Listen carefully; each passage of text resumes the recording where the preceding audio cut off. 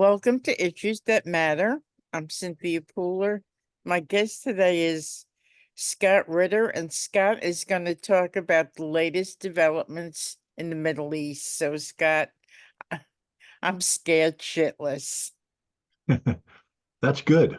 I'm glad you are. I mean, I'm sad you are, but I'm glad you are. And I would hope that everybody watching this show is similarly scared. The question then we have to ask ourselves is, what are we going to do about it? Um, I would imagine that if a threat manifested itself, an immediate threat to your family, to your home, to your neighborhood, that you would rally and you would come together and you would seek to eliminate that threat, to mitigate against that threat.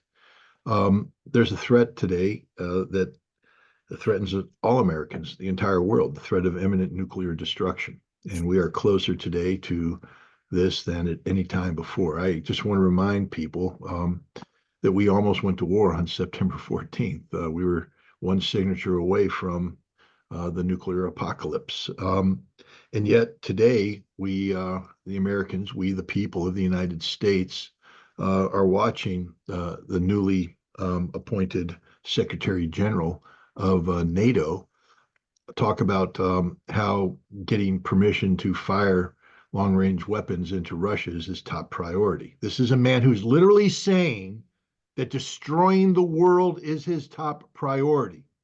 What are we doing about it?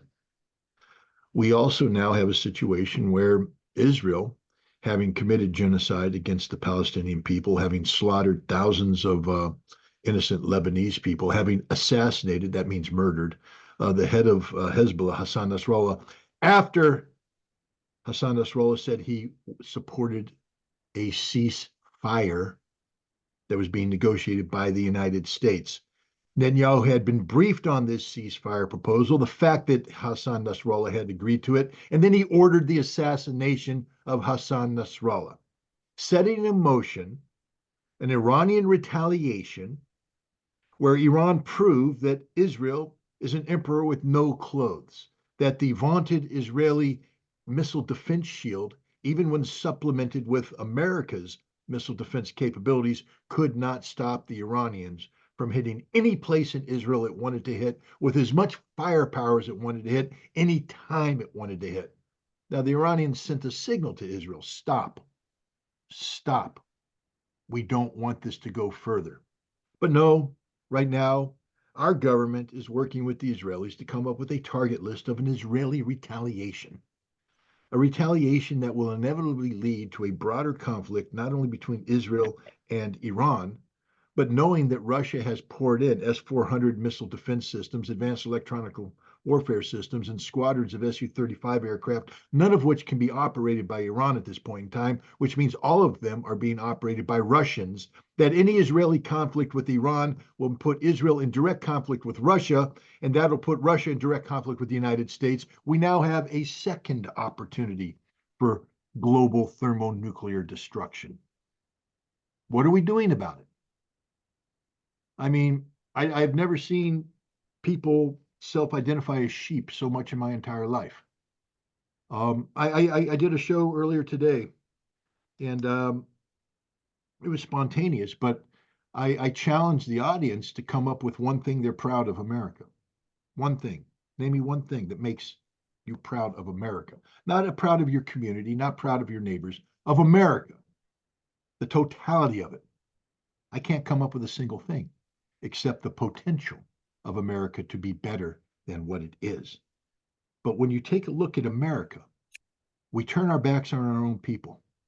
We did so in Maui when we handed out $700 payments to people who lost everything. We're doing so now in Appalachia, in Western North Carolina, where people who have lost everything, who are still desperately in need, people who are still dying of starvation and exposure, are being offered $750 by the United States government, a government that's supposed to take care of we the people, but instead has diverted tens of billions of dollars to Israel and Ukraine. Most recently, 7.9 billion to Ukraine and over 8 billion to Israel. We can give money to murderous warmongers who are threatening our very survival through their irresponsible actions, but we can't give money to Americans.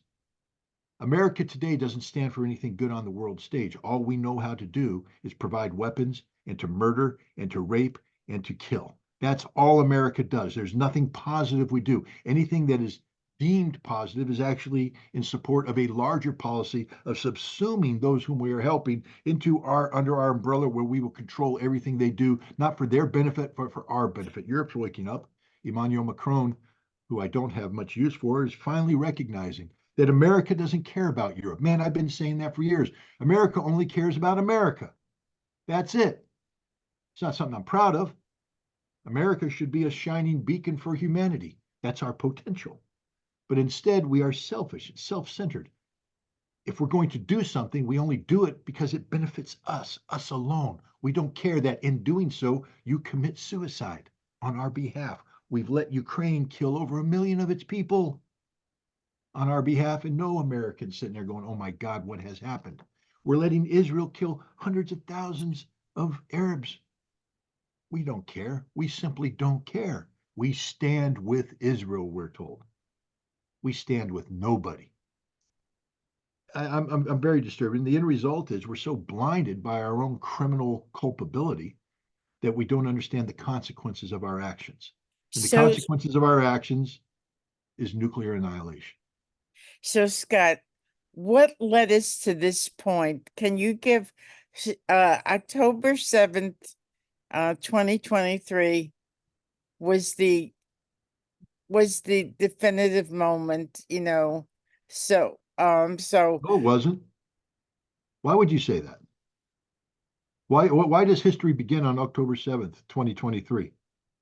Does that mean that the Palestinians weren't in an open air concentration camp on October 6th, that the Israelis hadn't committed decades of genocidal behavior towards the Palestinians, denying them statehood prior to October 7th?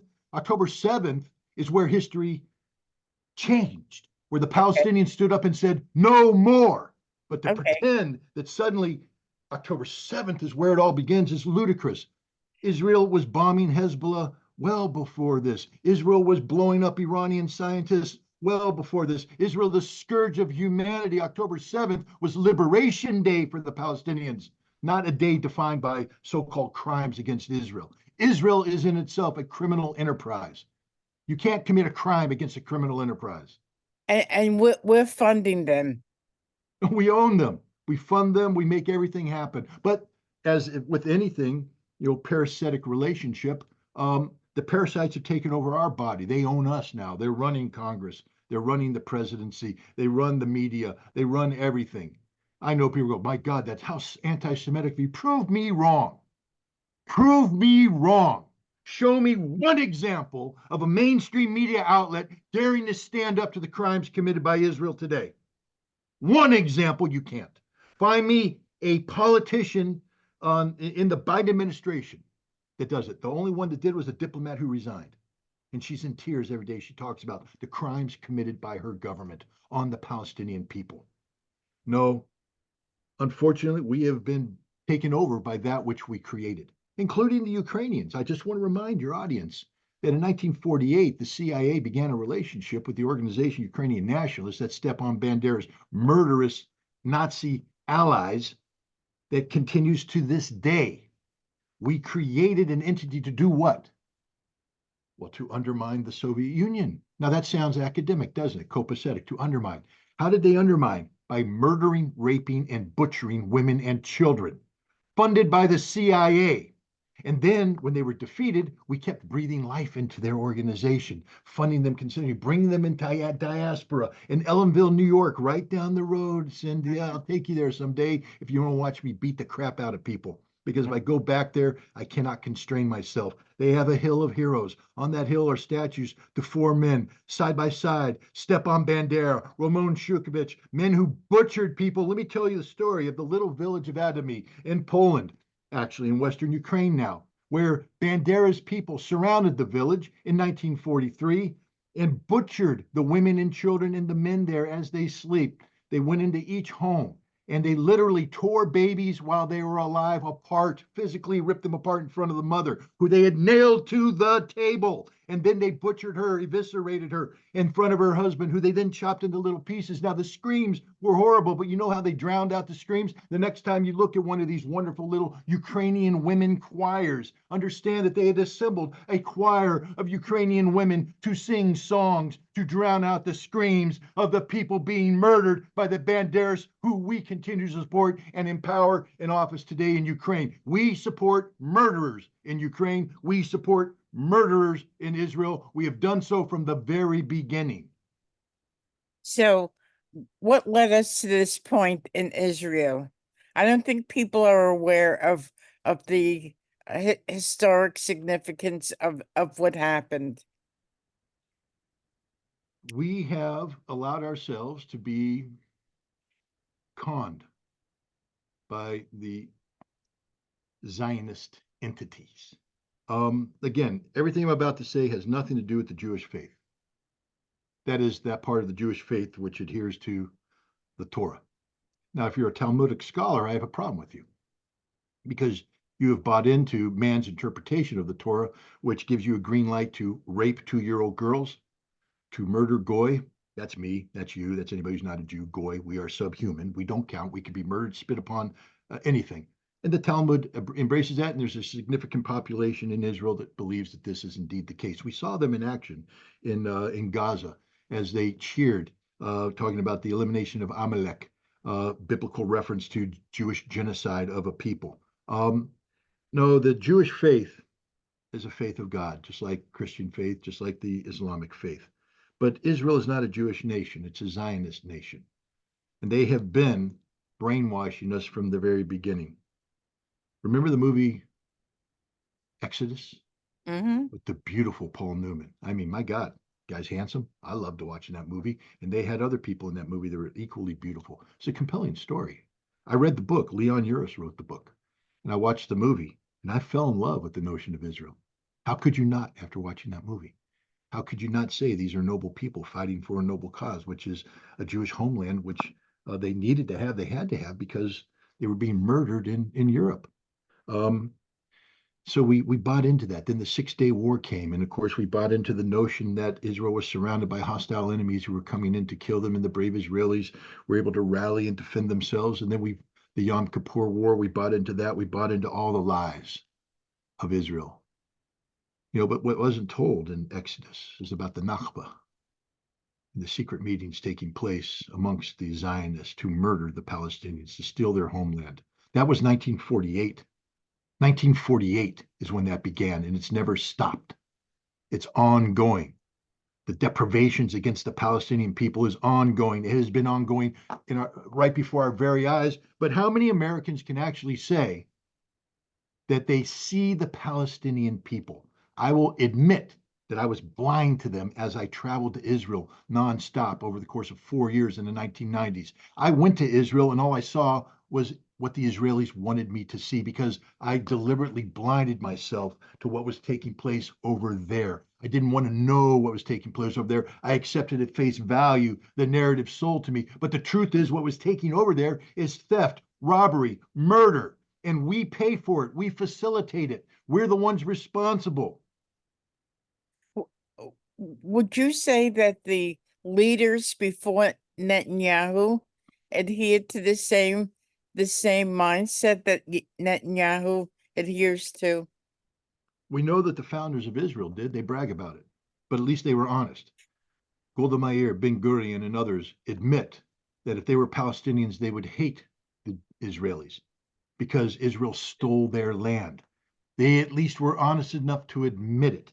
Menachem Begin had to admit it. But what happened is that the sustainment of Israel became incompatible with the aspirations of the Palestinian people. And if Israel were to be a member of the law abiding international community, they would have to allow the creation of a Palestinian homeland. This is something that Yitzhak Rabin understood. And again, he's a man, a fervent Zionist, but at least he understood there had to be peace with the Palestinians. And he began a process that led to this. He was murdered not by a Hamas or Hezbollah. He was murdered by a Jew, a radical right-wing Jew, who Again, I refer to the Talmud. Listen to a right-wing Talmudic rabbi who said murder him because he's against the Jewish people, and so he was murdered. And with the death of Yitzhak Rabin, ended any hope of Israel ever peacefully coexisting with the Palestinians, because that led to the rise of Benjamin Netanyahu. Benjamin Netanyahu was the opposition to Yitzhak Rabin at the time. Benjamin Netanyahu was allied with the rabbi who gave the orders to murder. Benjamin Netanyahu murdered Yitzhak Rabin, even though he didn't pull the trigger. His sick ideology led to this, and he has been a major part of Israel's political existence since that time. Israel today is incompatible with civilized life on planet Earth. Israel today is a criminal enterprise that must be eradicated if there's going to be peace. Israel is a suicide pill that America will swallow and die if we continue providing the support, because there's nothing about Israel that lends itself to peaceful coexistence. You can't, when you are a self-proclaimed Jewish entity that embraces Talmudic interpretations of the Torah that treat everybody else as a human animal, including you, including me. For all those evangelical Christians out there proclaiming the greatness of the Zionist state, understand they hate you. They spit on you. You are subhuman. They laugh at you. They mock you. And they will abandon you in a heartbeat to get what they want. But they're using you in your naive notions of the rapture and the Messiah coming back. They're playing your faith against you. Now, when you turn on cable TV and you hear all the pundits on TV, do they know as much as you do, but they're lying? I can't personally attest to what people know and don't know. I will say this: they have access to the same information I have. And if they have any cognitive capability, they should be aware of at least the arguments that myself and others are making in this regard. But again, Cynthia, I just come back to it. We have to stop assuming that people are trying to do the right thing. If you are affiliated with mainstream media, you sold your soul to get to where you are. You long ago gave up any notion of independent thought. You are simply a mouthpiece for a media enterprise that is serving a larger political interest that is defined by supporters of Israel and supporters of Ukraine, supporters of American global hegemony, people who believe that the worst crimes in the world can be perpetrated so long as it's in the furtherance of a greater America. So we have to stop being shocked at the fact that they're ignoring certain things, etc. Remember, they don't care about the truth. They only care about the outcome. And the outcome is the outcome they seek to have, which makes America the global hegemon. And we use Israel and Ukraine as the tool, and we ignore the fact that these parasites have infected our bodies and are using us to turn on ourselves. Again, supporting Israel is a death wish. Supporting Ukraine is a death wish. Just like we don't care about the Ukrainians, they don't care about us.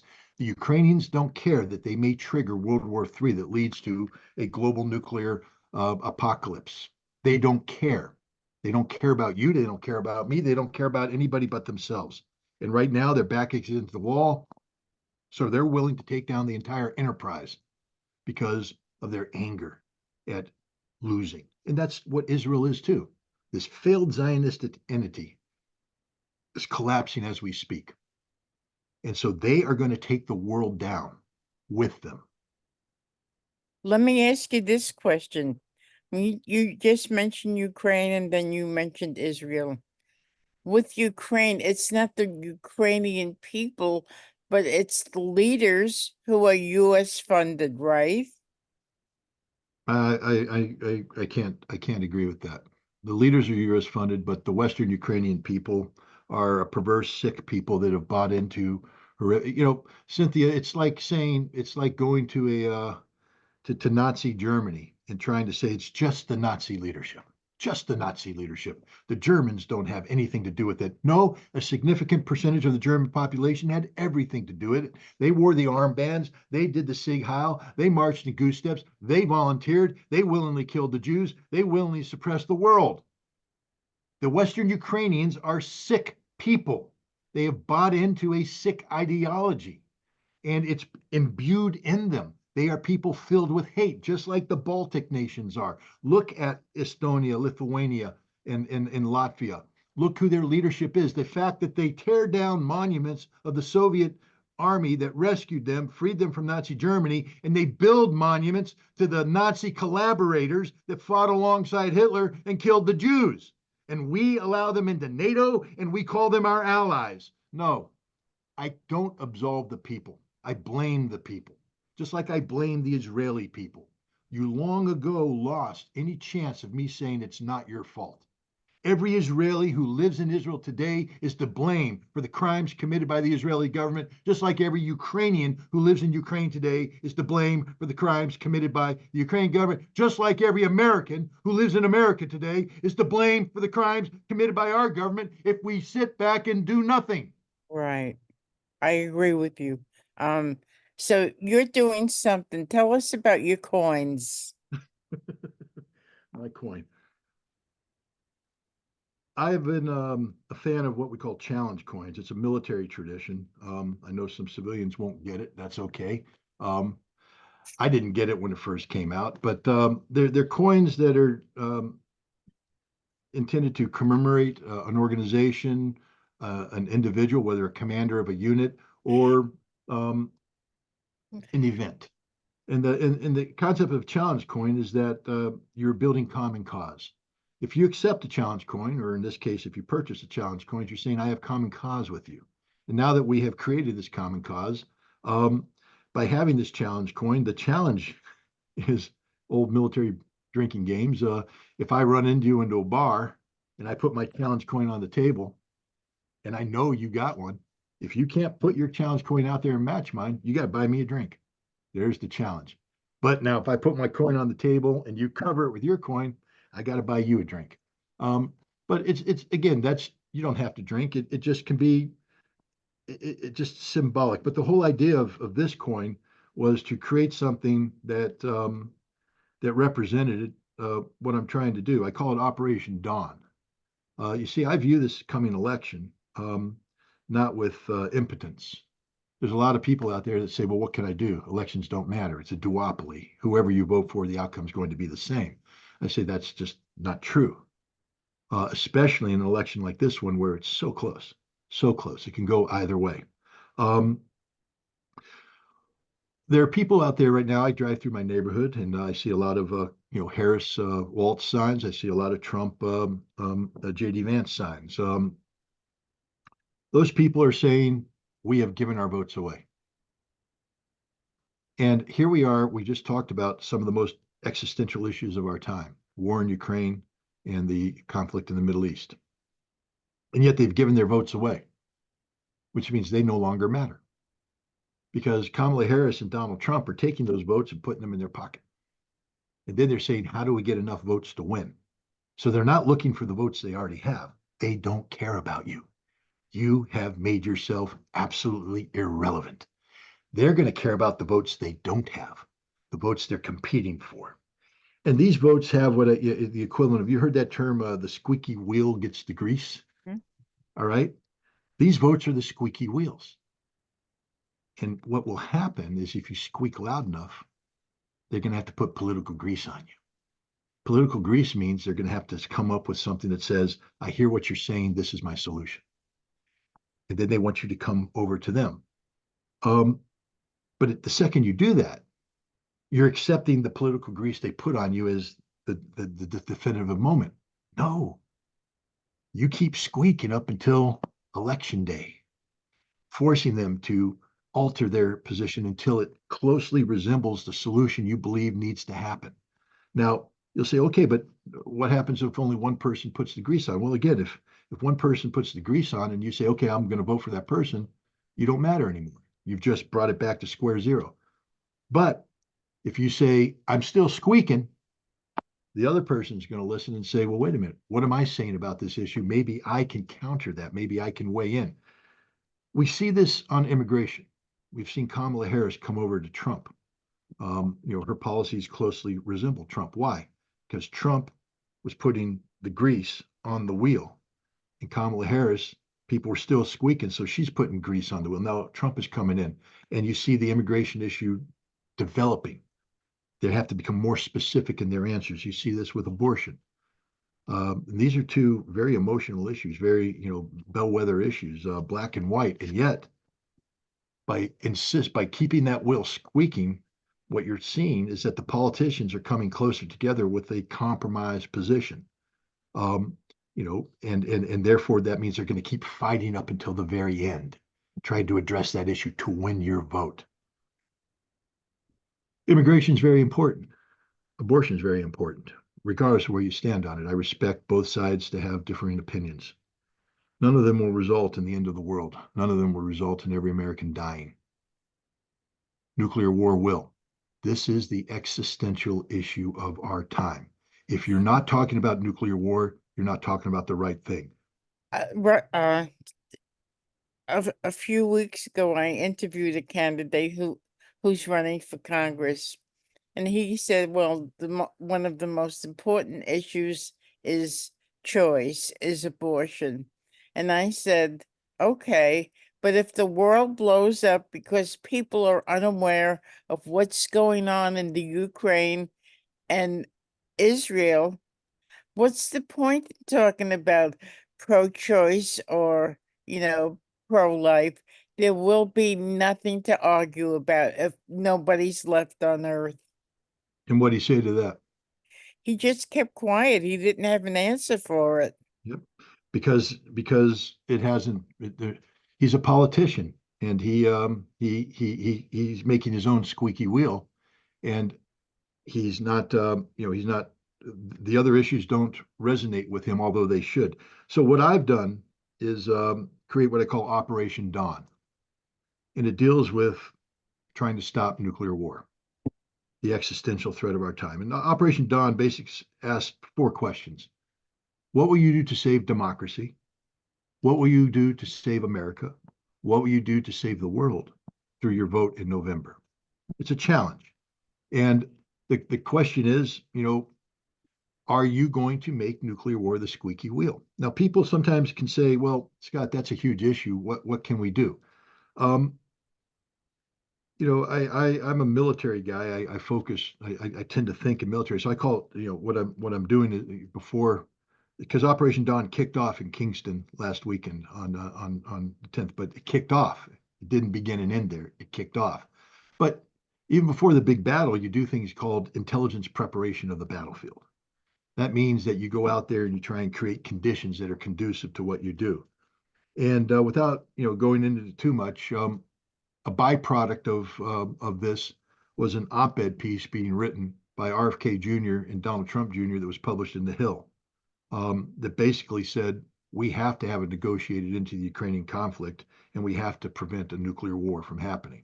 That's exactly what Operation Dawn is designed to do. Get those questions out there, the squeaky wheel. Now the grease has to be applied. The question now is, can we get others to join in? My next target is Jill Stein. Jill, if you're watching, damn it, do you want to save America, or are you just selfish? And I'm being blunt. If you want to save America, then you need to commit to a policy, specifics on how you want to stop the war in Ukraine and how you want to prevent a nuclear conflict. You might even want to weigh in now on the Iranian issue, since that has entered into the arena of the nuclear apocalypse. Why do I focus on Jill Stein? She knows she's not going to win the election. She knows that. Jill, you're not going to win. But you sure as hell can cause Kamala Harris to lose. Now, you don't want to admit that, because that means, oh, you're stealing votes away, but you know damn well what you're doing. You're doing it because you want to make a third party viable. You're doing it so you can pass the 5% threshold so that the third party is on the ballot automatically, and that helps American democracy, and I respect that. Jill, you'll get my vote if you come up with the best policy, and you'll get a vote of a lot of Americans. You're not going to win. You're not going to be the next president, but you could get over that 5% threshold if you stop running away from your own shadow. You need to commit to a policy. Now what happens? You have Trump having committed to a policy, Stein committed to a policy. And Harris is over there saying, oh my God, Stein is stealing votes away from me. I need to commit to a policy. And boom, Operation Dawn just won, ladies and gentlemen. We made stopping a nuclear war the squeaky wheel that's getting the squeaky grease. So, what are you doing? Now, I'm going to do a lot of the work. I'd like you to join me, but I understand not everybody can. So, I got the challenge coin.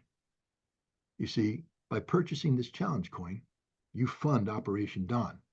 You give me the ability to go to North Carolina, to go to California, to go to Texas. These are all destinations that I plan on going, to go to St. Louis, Missouri, where we're going to have these conversations with the American people leading up to uh, the thing. You fund my ability to appear on programs like this. How much money did you pay me to come on here today, Cynthia? Nothing. Right. So how do you think I earn a living, Cynthia? By people buying this, by people subscribing to my channel. That's what enabled me to do all this. But you're not helping me earn a living by buying an Operation Dawn Challenge coin. You're helping me implement Operation Dawn. You're helping me get on an airplane and travel someplace. You're helping me, buy advertising time someplace. You're helping me help you save America, save the world, save democracy by empowering our vote in November. So if So, you want to buy it, go to scottritter.com and there it is. okay. So they could buy it from your website. scottritter.com. If you go on that, you go to the merchandise thing. It's the first item that's up there, and I can guarantee you that it will be money well spent. That I will put it to good use. And again, what I've tried to impress on you is the fact that this is not a futile effort. I'm not talking theoretical. We already have one op-ed out there that has influenced the campaign. Again, I don't want to give away the farm, but I'm receiving phone calls from people that have my voice weigh in on the decision making being done in all areas. So um, there's hope. There's hope. And I tell you what, when you consider the consequences of failure, sometimes you get overwhelmed with a sense of hopelessness. What I'm trying to do is inject hope. I'm fighting. I'm fighting for me. I'm fighting for my family. I'm fighting for you, Cynthia. I'm fighting for everybody out there. Join me in this fight. And one of the easiest ways to do that is help underwrite this fight. And I've made it something that's, it's not a one-way street. You can buy a coin. You can have the coin. If you ever meet me in a bar, put the coin on the table, you'll probably get a free beer because I'm so absent-minded. I would have left my coin back in my suitcase. So you want a free beer from Scott Ritter? Buy a coin, meet me sometime, put it on the table, and you're probably going to have a free beer. Now, if I cover it, I'm sorry, you took the gamble. You got to buy me a beer, but I don't drink that much anymore, so it's not a big risk. Well, I know Howie Hawkins, who of course knows Jill. I've met and I've interviewed Howie many times on my show. So I'm gonna pass this interview on to Howie, hoping it gets to Jill and hoping she'll do something. I hope so because literally this is one of those moments where Jill Stein could save America and save the world. But she has to stop pretending she's going to be president. She's not. But if she stands for something and she makes her appeal strong enough, people will rally around her because she represents sanity and she represents the hope of American democracy. Getting Jill Stein over the 5% threshold is critical to saving America. But people aren't going to vote for Jill unless Jill stands up and stands for something. And I think trying to save America from the apocalypse is something worth committing yourself to. Okay, so I'm gonna send this video to Howie, hoping that Jill will get it. But in the meantime, is there anything else people should be aware or if people should be doing right now? Use whatever mechanism you have. Social media is important. For instance, you've taken the time and effort to interview me here on this. Watch this video, share this video, like this video, make this video resonate. You'd be surprised how helping a video go viral help your cause. Uh, when it gets out there and people start looking at it, it becomes relevant. I will say this. I mean, I've never intended to be. When my daughter got me on Twitter many years ago, I remember when I got my first 500 followers. We're like, wow, 500 followers! Holy cow! Who would have thought? And then you had 1,000. You're like, oh my God! I mean, I'm becoming far too influential. Well, I have 405,000 followers on X right now. That means that when I repost something, 405,000 people will see it. Um, and that means something in the big world. I don't want to get into details, but there's people that wouldn't listen to me except for the fact that 405,000 people follow me. And so they have no choice. It's not that they wouldn't listen to me because my arguments are wrong. It's that it's not worth their time, their effort. Because if you're just a lone voice screaming in the wilderness, they don't have to pay attention. But the wheel that squeaks gets the grease. And when I can make 405,000 followers squeak, we get grease. Mhm. Let's make sure that Cynthia's wheel's squeaking, my wheel's squeaking, everybody's wheel's squeaking. That's the easiest thing you can do is to watch, like, and forward on to make this message resonate, to get the damn wheel squeaking so it can't be ignored. Thank you, Scott. Any final words? I mean, I'm smiling because I mean it's such a ridiculous situation we find ourselves in. This is very sad that it's come to this. And I'm also frustrated at the ignorance of my fellow citizens. I mean, I have people living on this street that have no clue they're about to die, no clue Mhm. whatsoever. And I'm glad they don't have a clue. I mean, that means because I don't want to inflict fear on anybody. But if we don't be, remember when I told you, you said you were afraid, and I said, good, Mhm. good. Unfortunately, now we have to make everybody afraid. And this isn't irresponsible fear mongering. This is being afraid of the reality of our imminent demise at the hands of a nuclear apocalypse. And it ain't going to be pretty. It's Mhm. not going to be romantic. It's not going to be a movie. It's not going to be what you read in a book. It's going to be the most horrible death imaginable. And if you Even love your the family, even your dog's afraid. well, the mailman's out in front. If Oh. but mail's being delivered because life is normal. See, I look at a mailman delivering the mail, and you say, "Well, that's normal." The mailman came. Mhm. He isn't going to come when there's a nuclear explosion over Albany. And everybody who says, "Well, Albany will never be hit," you do know the United States Navy has a nuclear lab in the greater capital district. So Mm. Albany will be hit. So, Scott, I'm sure we'll talk again soon. You've been listening to Scott Ritter. I'm Cynthia Pooler. If you like this program, please subscribe and, like Scott said, please share with everybody. Scott, thank you for being on Issues That Matter, and thank you everybody for listening. Have a great day.